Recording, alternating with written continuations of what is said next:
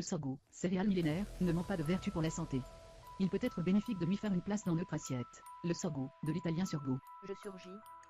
Famille déplacée ou graminée, est l'une des plus anciennes céréales. On en retrouve des traces il y a 9 ou 10 000 ans du côté du Soudan et de l'Égypte. Il est cultivé en Afrique, mais aussi en Inde, aux États-Unis, au Mexique, et en France, Midi-Pyrénées, Poitou-Charentes, Centre. Céréales de l'avenir.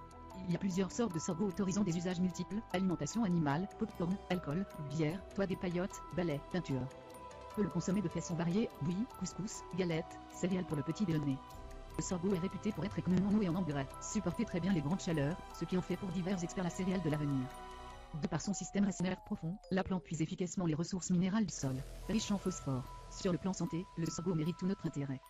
D'abord, il ne contient pas de gluten, ce qui convient à beaucoup de personnes sensibles au gluten. Il est riche en minéraux, fer, calcium et phosphore. 100 g de sorgho apporte 4,4 mg de fer, 287 mg de phosphore. Cette bonne teneur en phosphore en fait un aliment dynamisant et excellent pour l'organisme. Car ce minéral, indispensable à l'homme, il en a besoin de 2 g par jour, entre dans le métabolisme cellulaire. Certains spécialistes des plantes le conseillent aux personnes confrontées à des soucis de décalcification des os. Son index glycémique plus faible que le riz en fait un aliment mieux adapté au régime des diabétiques, même si cette céréale est très riche en glucides, 65 à 75%. Aurélie Laroche.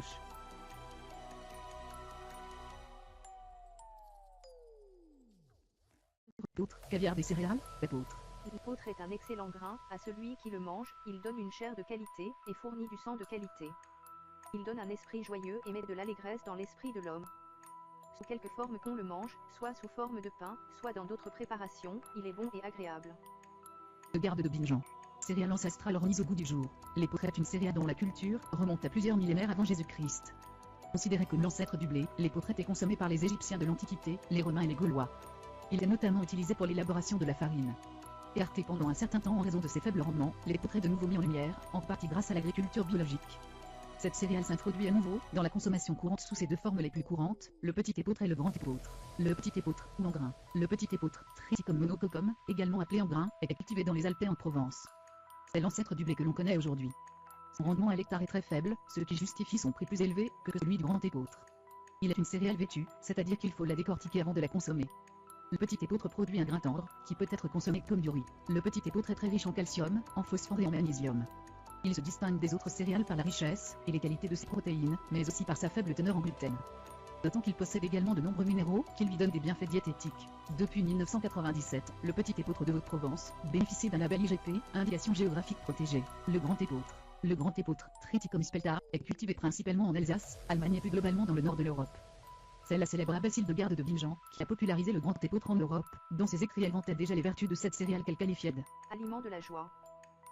Le grand épeautre est une céréale de choix pour l'agriculture biologique en raison de sa forte résistance à la pollution et aux conditions météorologiques difficiles. Attends à cela qu'il s'adapte très bien aux terrains pauvres. Le grand épeautre est plus ferme et moins savoureux que le petit épeautre. On l'utilise surtout pour la fabrication du pain, des pâtes et des biscuits.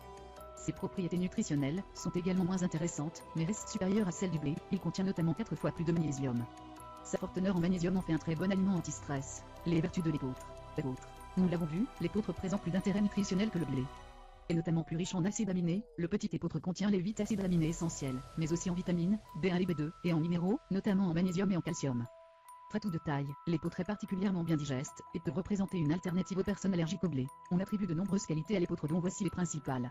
Il fait baisser le taux de cholestérol et de sucre dans le sang. Il possède des propriétés anti-stress. Il favorise le transit intestinal. Il favorise le sommeil. De récentes études lui attribuent des vertus antidiabétiques. Les balles d'épeautre, utilisées notamment dans des coussins, possèdent des qualités relaxantes.